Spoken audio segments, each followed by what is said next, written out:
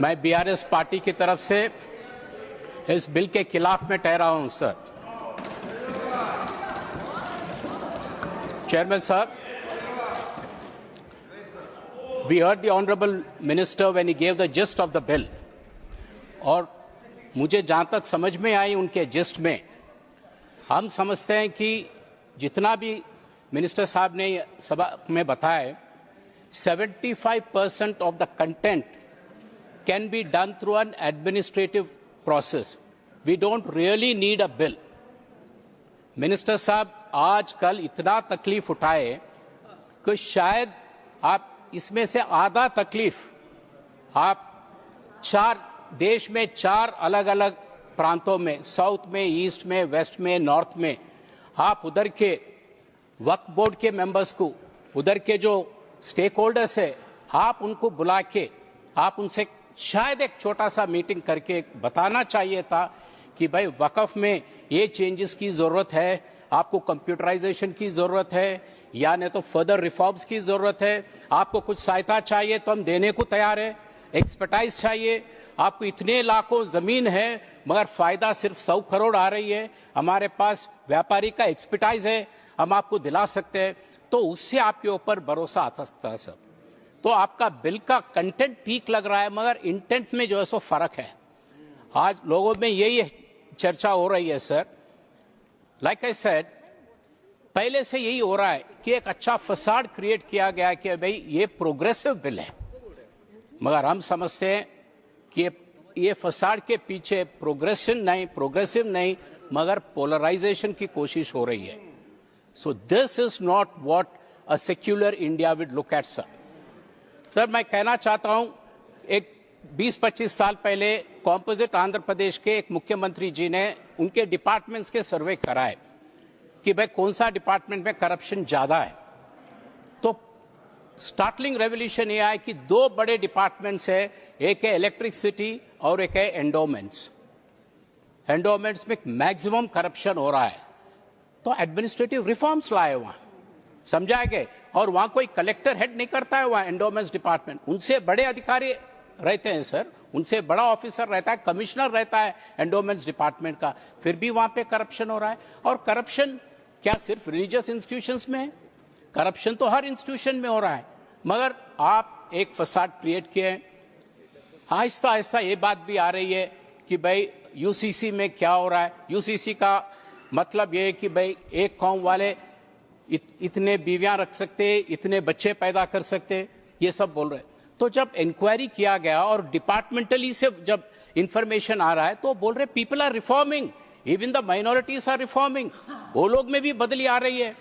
अब गोवा में हिंदू 2-3 शादी कर सकते हैं अगर मेल बच्चा ना हुआ या नहीं तो बच्चे नहीं हुए, मगर वहां पे इस लॉ का कोई यूज नहीं किया Hindu, because even they are very progressive. So we have to look in that direction. और सबसे बड़ी डर की बात यह है सर कि भाई मैं आंध्र प्रदेश से तेलंगाना बना में, जब तेलंगाना का आंदोलन चल रही थी डिप्टी चेयरमैन साहब, उस वक्त भी यही बताया गया कि अगर तेलंगाना बनेगा तो ये जिलों में मुसलमान ज्यादा रहेंगे, ये जिला बनेगा तो हिंदू ज्यादा रहेंगे, तो हिंदू मुस्लिम की राइट्स होने वाली है और यहाँ ट्रैंक्विलिटी पीस नहीं रहता।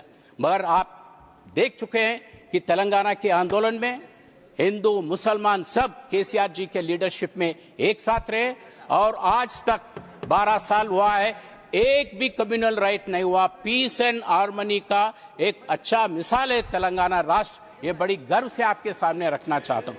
और सबसे बड़ी बात यह है कि जो डर आ रही है चेयरमैन साहब कि आप कहते हैं कि भाई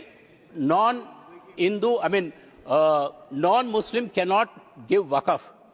अब मैं कई दरगाह पे जाते रहता हूं सर, हमारे पास तेलंगाना में कई जगह लोग जाते रहते, और रिकॉर्ड सेस कि कोई दरगाह में जाए तो उनका संख्या क्या है, तो शायद 45% मुस्लिम जाते हैं और 55% हिंदू जाते हैं। और हिंदू जाके मन्नत मानते हैं कि भाई मेरे को बच्चे चाहिए, मेरे बच्चे की तालीम अच्छा हो, मेरे बच्चे की शादी हो, अगर शादी हुआ तो मैं ये वक्फ को दे दूंगा।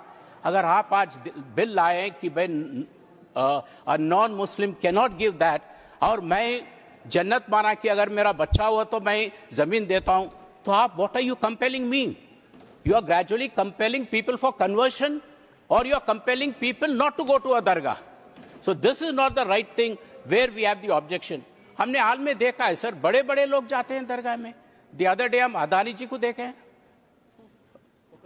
नहीं वो गए हैं वहां, और जब अदानी जी दरगाह पे जाते हैं तो वहां के लोग उम्मीद करते हैं, बहुत प्रोग्रेसिव आदमी है, इनके लीडरशिप में हमको कुछ मदद बनती है, कुछ फायदा होता है, वो फायदे से वो दरगाह का, वहां का मुसलमान कौम का कुछ फायदा होता है, और शायद अदानी जी भी चाहेंगे वो, मगर आपके बिल लाने से आज वो कुछ नहीं कर पाओगे.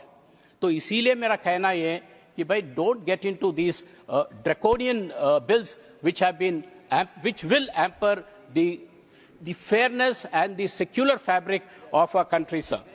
Sir, the other point, of course, अब वक़फ़ बाय यूजर की बात आई कि भाई आप एस्टैब्लिश करो कि ये आपका है नहीं है. अरे भाई 200-300 साल का आप कहां से एस्टैब्लिश करते? एक छोटा मिसाल मैं बताता हूं साहब, ये तो वक़फ़ की बात करें, मैं रेवेन्यू की बात कर रहा हूं. तेलंगाना में आज भी कई लोग जमीन बेचते खरीदते हैं.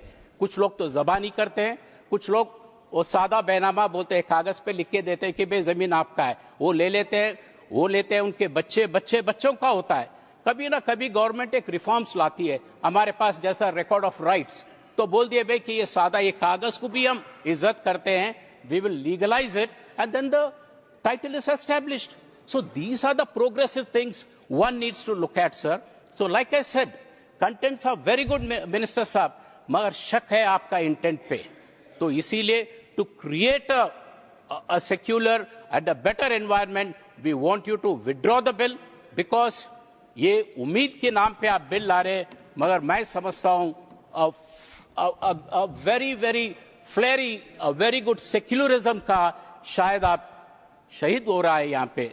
तो इस 4 बातों से I will once again reiterate that we will oppose the bill and we want the government to take back the bill and come back after further consultation.